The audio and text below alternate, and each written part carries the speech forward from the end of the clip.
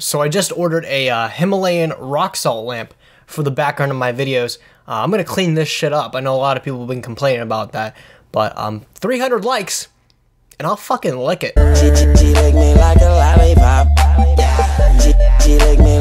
What's up, my Nimrods? It's Gage coming back at you guys again with another dose of that fresh, never frozen Yu-Gi-Oh content. I am absolutely elated that you guys would spend just a couple of minutes with me here today to talk about a children's card game we both mutually enjoy so fucking much. Today I'm going to be making a video response.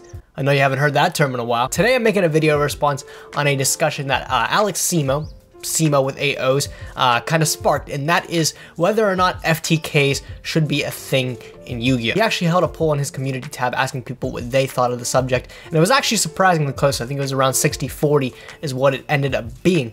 But I have a pretty strong stance with this, and it actually goes back to kind of when I talked about hand traps in Yu-Gi-Oh!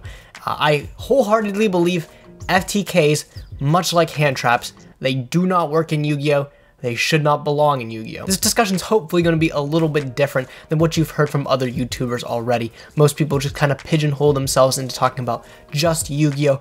Why FTKs are unhealthy in just Yu-Gi-Oh! But I want to kind of just broaden that stance a little bit. I want to talk about other trading card games and how FTKs, first turn kills, just don't exist in those card games, and why that is, and why Yu-Gi-Oh's just the black sheep of them. So something that may come as a surprise to a lot of people is that currently, I believe Yu-Gi-Oh! Is the only trading card game out of the big ones that people play, not like fucking Card Fight and stuff. Sorry if you play that, it's just not big. But actually, out of what I know, Yu-Gi-Oh! Is the only trading card game that has FTKs as a consistent strategy throughout its game's history. The two games I'm really going to be focusing on is games like Magic the Gathering and Pokemon, and really how they have no FTKs right now in the game to them. Magic maybe, but we'll get to that in a sec. What a great title for Yu-Gi-Oh! To have, you know? The only game with the most degenerate strategy of them all.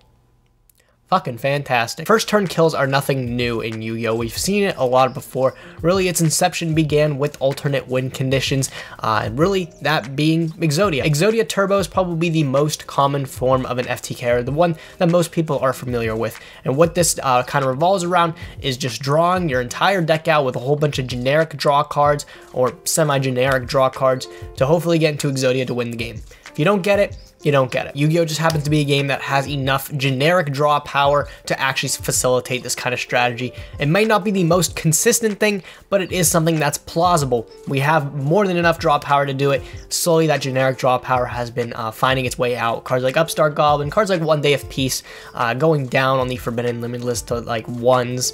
That's what they're both at, actually. Some people like to get fancy with like Broken Bamboo Sword and Royal Magical Library with Golden Bamboo Sword. That has a whole FTK on its own in Duel Links, which a lot of people actually surprisingly play. I always thought Duel Links was bad, but I guess it's a lot more popular than I thought it was. But the newest inception of FTKs actually comes from this format, and that's burning your opponent for 8,000 damage. And currently there's actually 2 decks that can do that rather consistently. The first deck is actually a meta deck, which makes this entire strategy of an FTK even more scary, because the deck on its own without the FTK strategy can do so much, and that comes from Pendulum Magician. Utilizing cards like Independent Nightingale as well as Starving Venom Dragon, you're able to burn your opponent for 8,500 effectively. That's definitely scary. That's definitely not fair. Independent Nightingale was a card that I think should have been forbidden rather than the Tyrant Neptune, which was forbidden preemptively to stop the original FTK that happened with it, which you would just use Tyrant Neptune and Nightingale. But they actually just decided to hit Neptune because Konami. But now that just comes back and bites him in the ass, because there's an FTK with the most popular deck in the game right now, and that's Pendulum Magicians, and it utilizes the Independent Nightingale.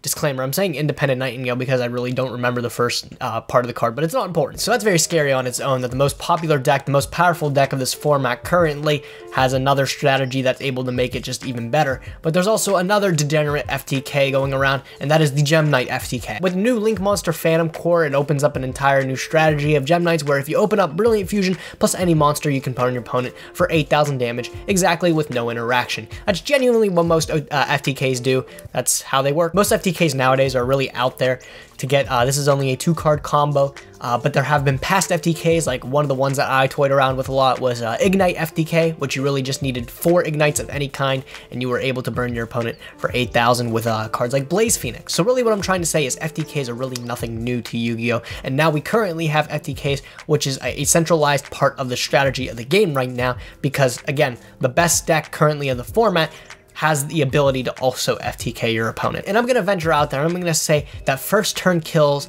is an exclusive strategy that Yu-Gi-Oh! Really tries to cultivate.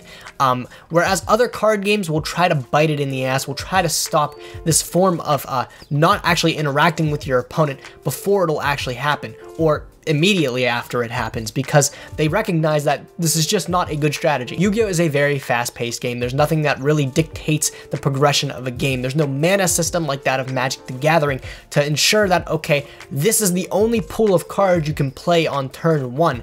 This is the only pool possible. You can combo to maybe play other cards that can cost 4 mana by playing, I don't know, like Black Lotus or something.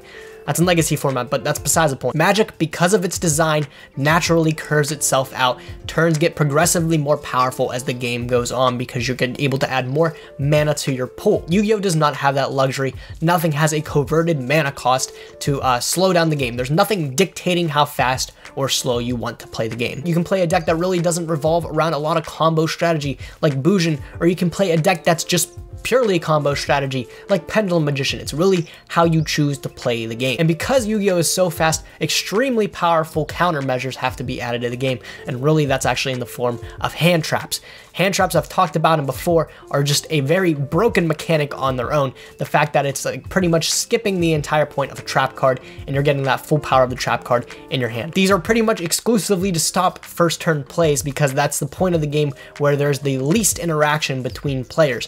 Because if you're going first, your opponent doesn't get the opportunity to set trap cards or anything. So they have to add hand traps in the game to be able to stop this raw advantage of just being able to win the coin flip. So how am I going to tie this into the other card games that I mentioned at the start to really push home that FTKs is just a mechanic that's exclusive to Yu-Gi-Oh! And it's one that shouldn't belong either? Well, other card games, Magic the Gathering, Pokemon, don't have any FTKs currently, from what I could find. The closest thing to an FTK is actually an OTK, which I think that's a completely different argument and is definitely something that should be allowed in the game, but it is an OTK in the form of Storm. Blue-Red Storm is a deck in Magic that focuses around the namesake, which is the mechanic Storm. Storm is where you will play multiple cards and it'll stack up on counters as you go. It's kind of like the combo mechanic in Hearthstone if people have played that. So say for instance I activated 20 spells prior to playing a card with the Storm mechanic, a card like for instance Grape Shot, which is just the most popular card of Storm, where the Storm counter is at 20 if I played 20 spells before, so Grape Shot will activate 20 times. The whole strategy of this deck is not even an FTK because it's not possible to get this turn 1, but the earliest, the most ideal time you want to pull off this combo is by turn 3. And how you do that is you summon a creature like Goblin Electromancer that will discount all your spells by 1 colorless, and then from there you can play different spells like Rituals, which will give you essentially free mana at that point. You stock up a whole bunch of mana, play a whole bunch of cards to add to your Storm counter, and then Grape Shot your opponent, for 30. That's the whole strategy. With this deck, it has very little opponent interaction. It's not going to really matter what your opponent does for their prior turns as long as you can get your combo off. If your opponent has like a Path of Exile or something to stop your combo, you're just kind of screwed and you have to accept your fate. But the thing that differs this strategy from FTKs and Yu-Gi-Oh! Is the fact that, again, you can get this at minimum by turn 3. That's still 3 turns your opponent has to counter your strategy, or at least be able to build up a board that can withstand your Storm go off. That's 3 turns that your opponent can develop mana to be able to ensure that they can activate their counterspell to just completely stop your entire strategy.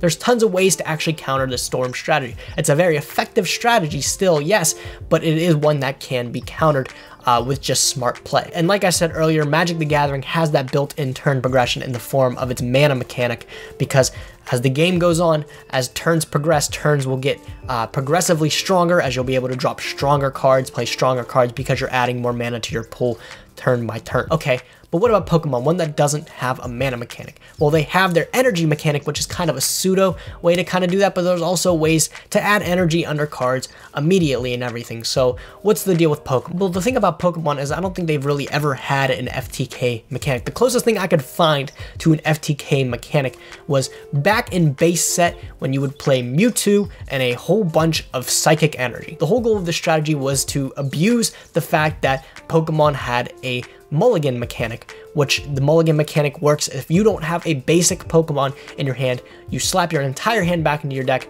draw 7 cards, and back in the day, it was mandatory for your opponent to draw 1 card. So if you were a gambling man, what you would do is you would play the 1 base set Mewtwo, and then you would play 59 Psychic Energy, and then hopefully just mulligan a whole bunch of times to make your opponent deck out. And then Mewtwo was good because you would just play it on the board, get your 2 Psychic Energy under it as fast as possible, and then play its barrier ability. Since you were playing its barrier ability, there was really no way for your opponent to kill the Mewtwo, so it would just kind of stay there, and then your opponent would deck out, and then they would be sad. That's the earliest thing I could find about an FTK mechanic, but guess what? Pokemon did something about addressing it. They quickly realized that, okay, not interacting with your opponent is a super scary thing. We gotta fix this. So the rule change actually implemented was that if you get mulliganed, if your opponent mulligans, it is not mandatory to draw the card. So you can draw the 1 card if you want to, or you can say, oh, my opponent's playing that Mewtwo strategy, I'm gonna opt out. And then what does their deck do from that point? Pretty drastic of something to address it, to just change an entire ruling on its head. But as we can see, it did end up solving the problem, and there hasn't been an FTK problem in Pokemon since. At least I want to say. Again, I'm not the most knowledgeable person about these card games. Perhaps I'm wrong, perhaps there has been another FTK, but they're very, very, very few and far between in these other card games. It seems like Yu-Gi-Oh! Is the only one that seems to consistently have first turn kills popping up in its game. So hopefully this discussion has opened your mind a little bit, made you look into other card games and say, okay, Yu-Gi-Oh, what's the deal? Why are FTK such a centralized part of the game? I don't think they belong. I personally don't think they belong. I think they definitely should be addressed more quickly than they are. I think having them in any capacity is just, it's wrong. Let me know what you guys think of the first turn kill debate. Do you guys think that this should be a part of Yu-Gi-Oh! Like as it is now? Or do you think that FTKs suck, as a lot of people do? That's all, folks. If you guys liked the video, be sure to like the video, thumbs up the video, how much percent you enjoyed the video. If you did like the video, please do consider subscribing to my channel. I'm uploading regularly. Feels pretty damn good. That being said, I thank you guys for watching. Be sure to like, comment, and subscribe. I'll definitely catch you guys next time. Thanks for watching, guys. Nim signing out.